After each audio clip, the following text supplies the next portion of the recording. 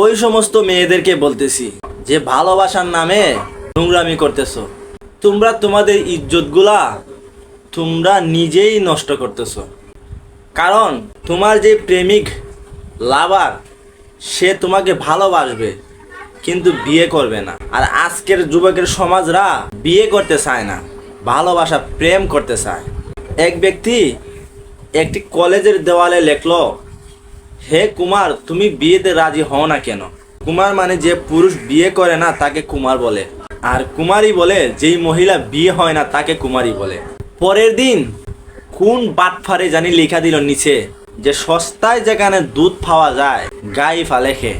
সস্তায় যদি দুধ পাওয়া যায় তাহলে গায়ের গোবর ফালাও, ঘাস খাওয়া, এ কষ্ট করা মেহনত করার দরকার আছে? সে তো এমনিতেই দুধ পাইতেছে সস্তায়। তো এই কথা দিয়ে বোঝানো হলো যে যেখানে মেয়েগুলা ভালোবাসার নামে বিয়ের আগেই সব দিয়া দেয়, যথাযথতা মেয়েগুলো পাওয়া যায় এবং ইউজ করা যায়, তাহলে বিয়ে করে লাভটা কি? বিয়ে করে আমি যা পাইতেছি তা তো বিয়ের আগেই পাইতেছি। কারণ বিয়ে করলে আমার মাথার মধ্যে বোঝা হয়ে যাবে, তখন সংসার চালাও, খরচ দেও, বাচ্চা কাচ্চার দায়িত্ব নেও। আমার দরকার আছে এগুলোর দায়িত্ব নেওয়ার। আমি তো এমনি ভালোবাসার নামে নোংরামি করতে পারতেছি। তো এই সমস্ত মহিলাদেরকে বলতেছি, মেয়েদেরকে বলতেছি, তোমরা সাবধান হয়ে যাও।